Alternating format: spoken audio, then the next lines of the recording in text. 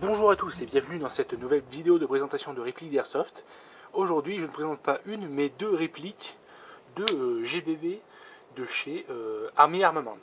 Donc Army Armament qui est une petite marque chinoise qui fabrique donc des GBB à bas prix et avec un rapport qualité-prix plutôt très bon. Voilà. Donc aujourd'hui je vous présente deux plateformes type 1911. Donc en premier le R45 de chez Army, donc qui est un pistolet Detonix 45, et le second un 1911 plus conventionnel, le pistolet Kimber, donc avec marquage Kimber, Kimber Warrior, voilà, Kimber 1911 Warrior, toujours de chez Army sous la dénomination R28. Voilà. Donc la plateforme 1911 c'est une plateforme qu'on ne présente plus. On va voir que le Detonic est un petit peu spécial par rapport au Kimber qui est un 1911 de combat dans un style résolument classique pour un 1911 de ce type, pour un 1911 moderne. On va voir que le Detonic est un petit peu plus vintage et un petit peu plus différent. Alors notez une chose, je vais commencer par ça. Ne prêtez pas attention aux vis de plaquettes, car ce sont des vis de plaquettes Guarder que j'ai changé. Vous avez vu sur les photos d'intro, normalement c'est des vis à laine noire. Et là, esthétiquement, je trouvais que c'était mieux. Et j'avais ces vis Guarder en acier, donc je les ai mises. Et ça rend très bien. Voilà. Donc justement, je vais commencer par le Detonix. Enfin non, je vais d'abord commencer par les boîtes, hein, au moins ça sera fait. Donc des boîtes chez Army qui sont ma foi correctes. Army s'est amélioré au niveau de ses packaging. Sans doute que c'est une marque qui marche très bien en ce moment. Avant, on avait droit à de bêtes boîtes en carton avec un bout de mousse à l'intérieur. Maintenant, on a des jolies boîtes qui ferment bien. Alors ça, c'est le petit manuel en français, enfin le petit papier explicatif en français quant à l'entretien, à la législation, tout ça de Airsoft Entrepôt, parce que ces répliques viennent de chez Airsoft Entrepôt. Et voilà, et dedans le coquin en polystyrène, donc c'est très correct pour ce genre de boîte. On a le maxi sachet de gel de silice, un petit sachet de billes. Bon, c'est des billes chinoises, je vous recommande pas trop de les utiliser. Alors, dans un GBB d'origine comme ça, vous pouvez, mais bon, dans un AEG, tout ça, faudra éviter. Ça, c'est surtout des billes à grenade. Voilà, donc des boîtes correctes, très correctes pour le prix. Alors d'ailleurs, parlons prix, chez Airsoft Entrepôt, ce sont des répliques qui coûtent respectivement pour le Detonic 55 € et pour le Kimber 74 € si je ne me trompe pas, sachant que moi chez Airsoft Entrepôt je suis grade 3, donc j'ai moins 3% sur tout le site. Donc ouais, le Kimber on est à un peu moins de 80 € en termes de prix classique et un peu moins de 60 € pour le Detonix en termes de prix classique. Voilà, donc ce qui est vraiment, on va voir, très correct, très peu cher pour la qualité qu'on a. Alors, je vais attaquer par le Detonic. Donc notez que le Detonic, j'ai pris un chargeur supplémentaire avec. Ce sont des chargeurs qui coûtent moins de 15 €. Voilà.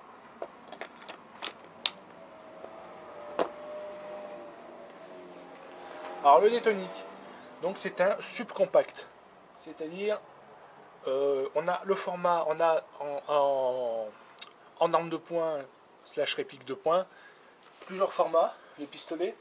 Donc à savoir, par exemple, là nous avons un full size, donc culasse et canon de 5 pouces. Canon de 5 pouces. Voilà. Et là nous avons un subcompact, donc format officier, pour reprendre la dénomination de Colt, qui est à l'origine des pistolets 1911. Donc format officier.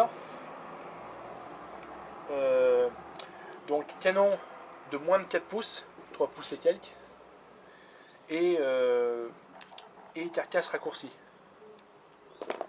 L'intermédiaire, c'est les canons de 4 pouces 3, 4 pouces 3, 4 pouces 4, pour le format intermédiaire de glissière, pour le format donc dit compact, donc entre lui et lui. Oui, canon de 4 pouces 3, 4 pouces 4, et carcasse standard. Donc ce que Colt, on appelle chez Colt le format Commander. Voilà. Voilà donc pour la petite anecdote, comme ça vous pourrez placer dans une discussion subcompact, Commander, ce genre de choses. Voilà. Donc ce petit détonique très sympathique. Donc c'est du tout métal. Hein, les deux sont en tout métal. C'est pour les deux également de la copie mécanisme Marui. Donc on va avoir énormément de pièces. D'ailleurs moi celui-là, le détonique, je compte le passer en full guarder, en externe, avec les nouveaux kits Cerakote qui ont vraiment l'air magnifiques, et des plaquettes en vrai bois, parce que celle-ci, bien que l'imitation bois soit correcte, bon, ça sonne plastique quand même. Hein. Au niveau des ajustements, il n'y a pas grand chose qui bouge. Les ajustements sont pas trop mal d'origine, en espérant que sur la longueur ça va pas trop se faire la malle. Ils sont même, je dirais, un peu trop serrés. On sent qu'il y a quand même du frottement sur les rails de glissière. Alors ça va se faire sûrement en rodage, mais un petit polissage des rails de glissière serait pas du luxe par exemple.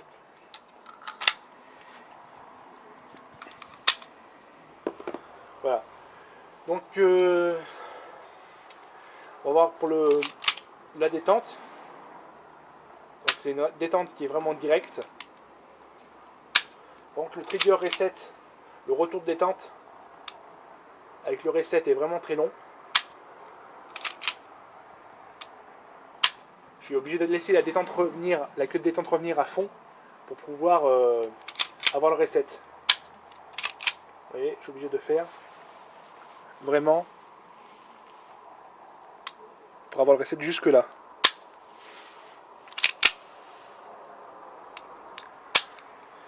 Voilà, bon, voilà, va falloir s'y faire. Va falloir s'y faire.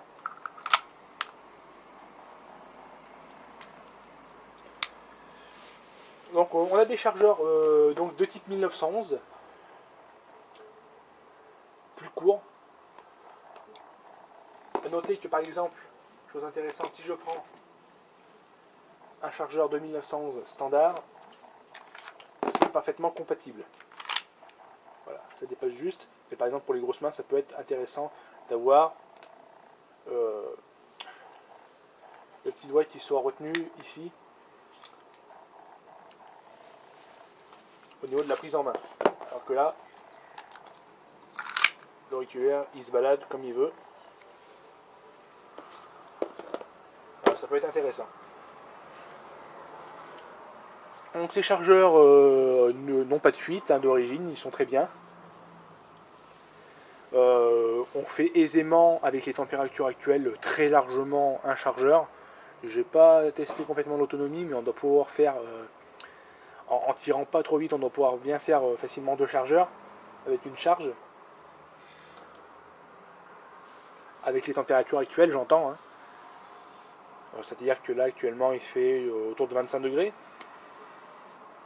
C'est sûr que quand il va se mettre à faire froid, surtout cet hiver, là ça va pas marcher du tout. Surtout qu'on connaît bien la capacité faible en gaz des pistolets type 1911, comme les chargeurs sont très fins. Voilà. Alors autre chose, on va parler des organes de visée. Donc on a un guidon moulé directement sur la glissière et on a une hausse montée sur queue d'aronde. Montée d'ailleurs très à l'avant sur la glissière, chose inhabituelle et caractéristique du détonique qui est assez sympa esthétiquement. On a un marteau assez petit comparé à un 1911 standard.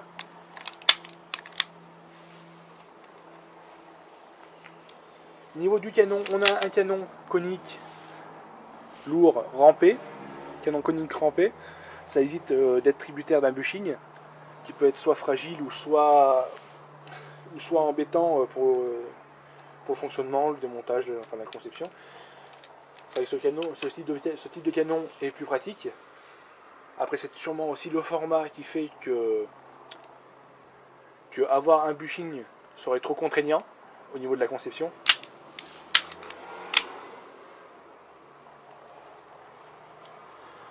Chose importante également qu'on peut noter, on peut regarder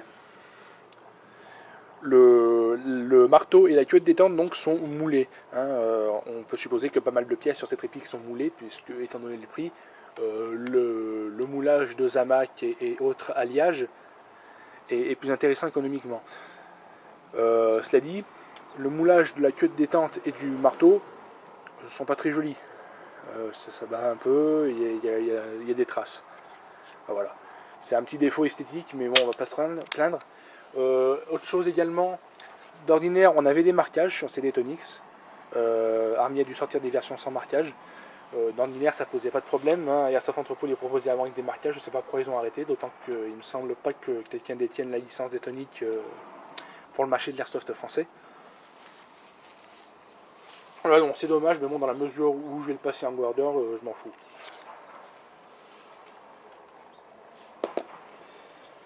Donc petit GBB très intéressant, donc prise en main, bon ça va pas être non plus pour les mains énormes, déjà moi j'ai des grosses mains, bon c'est pas... Voilà, mais c'est sympathique. On va voir qu'on a des très bonnes performances quand même, malgré tout. Malgré un joint pop assez mauvais, on va dire. Pas terrible, vraiment pas terrible. En plus, le mien d'origine, il est arrivé complètement réglé à fond comprimé. Donc, s'il est comme ça depuis l'usine, j'aimerais autant vous dire que le machin doit être foutu. Mais malgré tout, j'ai quand même, je touche quand même très aisément une cible humaine, un mannequin humain, à taille humaine à 20 mètres. Donc, c'est vraiment très bien pour un GBB. En CQB, c'est vraiment très jouable. Il y a de quoi s'amuser. D'ailleurs, pareil avec le Kimber, j'ai exactement les mêmes performances. Alors, qu'est-ce que je peux dire d'autre? Alors, le démontage, ça se passe comme tous les 1911. Voilà, on tire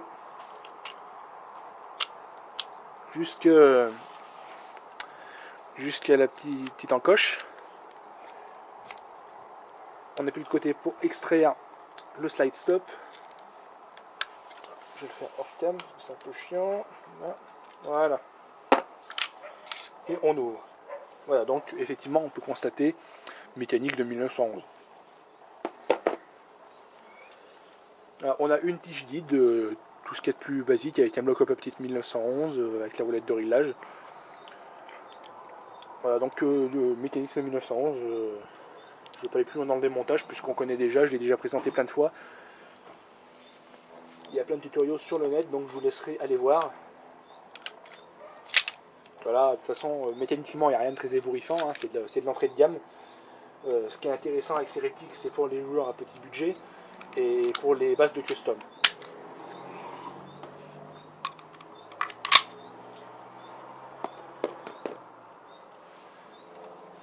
Voilà. Alors, on va passer maintenant au Kimber, vite fait. Enfin, vite fait. Mais je le présente aussi, je ne l'ai pas mis là pour décorer.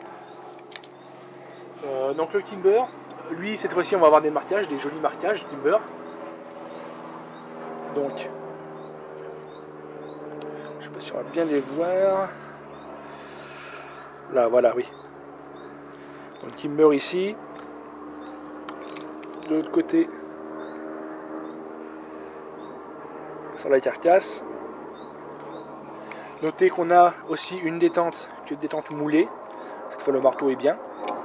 Queue de détente moulée, donc pas très belle. Et qui a beaucoup de jeux. Alors ce modèle là, c'est là qu'on voit quand même que Army c'est vraiment de la réplique chinoise avec un contrôle qualité défaillant.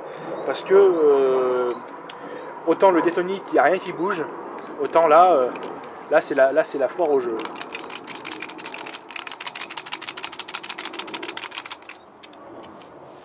Voilà, les ajustements là ils sont très moyens.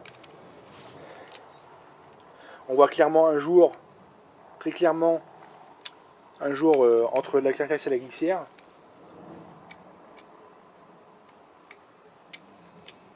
Enfin, beaucoup plus que sur le détonique, quoi. La détente qui est un jeu monstrueux et qui occasionne, on va le voir, lors des vidéos de tir, qui occasionne des petits soucis, enfin qui va occasionner des incidents de tir. C'est-à-dire qu'on va tirer et que le marteau va s'abattre ou ne pas s'abattre, va tirer dans le vide. Alors ça va pas le faire. Voilà. Par exemple là il s'est bloqué.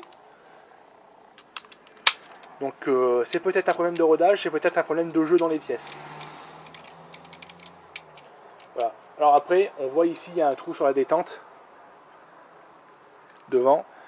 Donc possiblement réglable en backlash, mais enfin c'est à vérifier. Je ne sais pas si c'est juste là pour décorer ou si c'est un véritable réglage de backlash.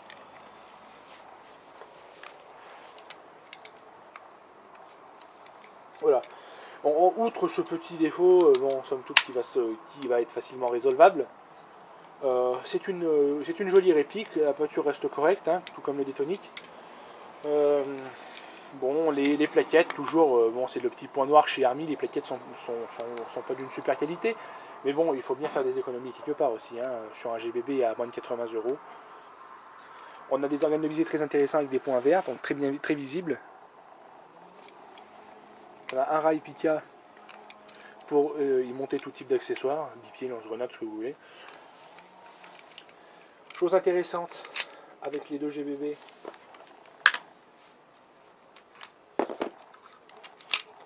ils sont power strokeables.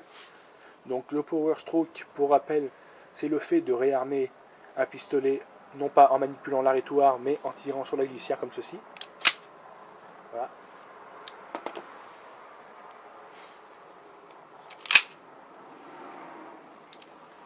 Donc c'est un petit plus de réalisme, c'est sympa, d'autant que par exemple sur WE ou KJ, on ne peut pas le faire, d'origine. C'est bricolable après, mais d'origine, c'est pas faisable. Donc on a des chargeurs donc type Wilson combat. On a le marquage Wilson d'ailleurs. Je vais essayer de le. Est-ce qu'on va bien le voir? Je suis pas sûr. Enfin sur le talon de chargeur, on a Wilson combat de marqué. Donc c'est très sympathique. Sur le côté des chargeurs, on a un marquage. On a un marquage made by Army Armament. Donc des petits GBB très sympas, tout métal. On va le voir avec des performances tout à fait correctes.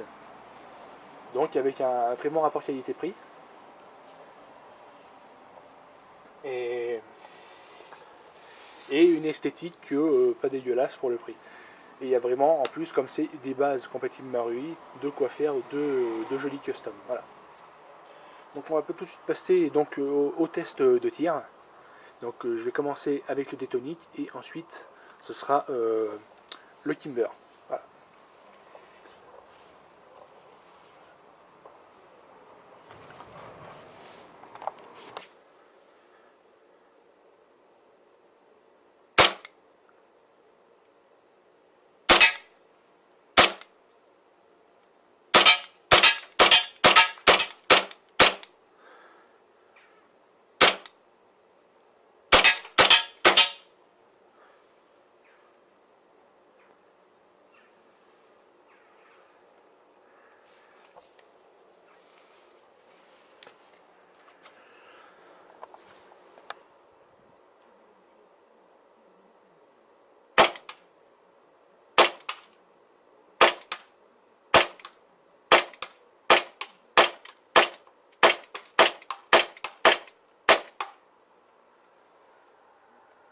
Voilà, je l'ai raté qu'une fois à 15 mètres, donc on est vraiment bien.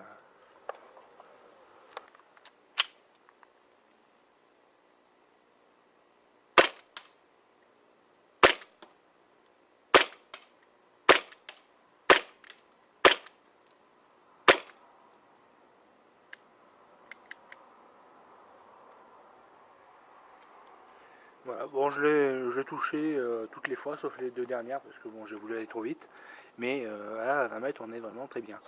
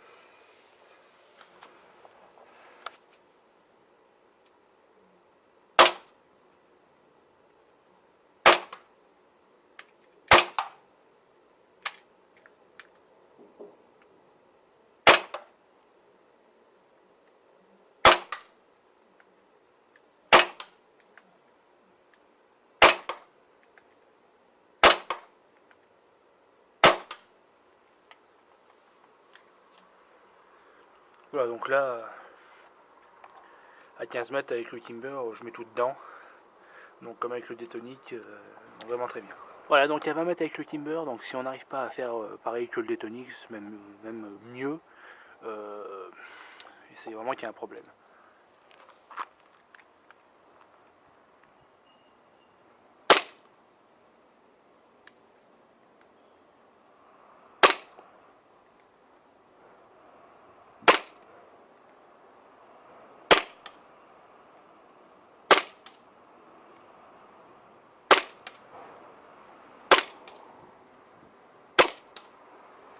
Voilà, donc je l'ai eu à tous les coups.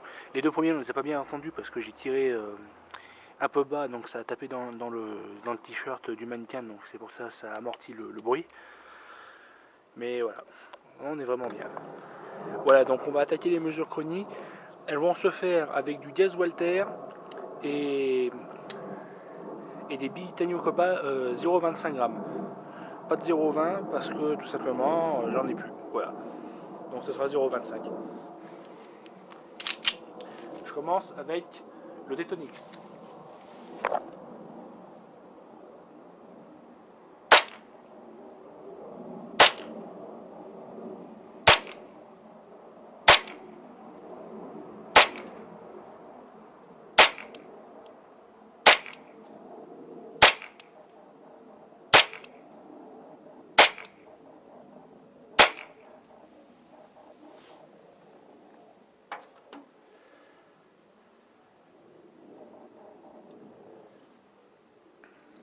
Voilà, je vais couper et on va reprendre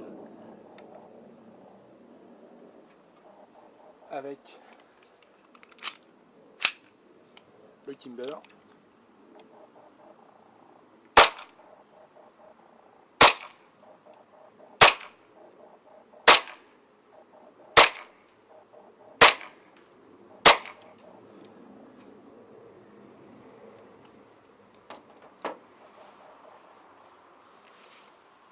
Donc voilà pour les mesures.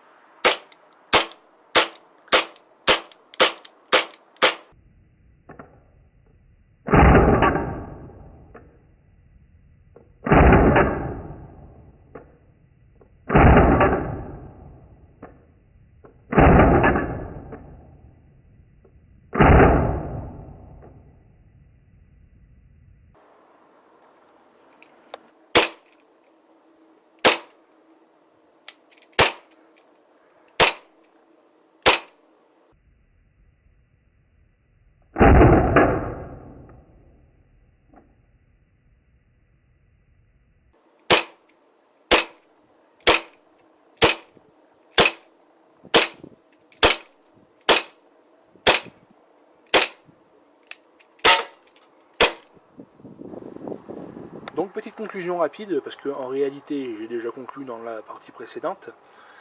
On est face à des répliques avec un rapport qualité-prix très bon. On est sur des répliques à moins de 80 € et moins de 60 €, avec des performances et une qualité réplique d'une valeur supérieure. Donc c'est vraiment très bien. On est vraiment sur des produits qualitatifs. Alors après, bien sûr, comme on l'a vu avec lui notamment, il faut se dire aussi qu'il est possible de tomber sur des modèles qui ont des défauts. Hein, il ne faut pas oublier que Armis c'est une marque chinoise et que fatalement le contrôle qualité ne va pas être au top. Donc des fois, ça peut arriver de recevoir des modèles un peu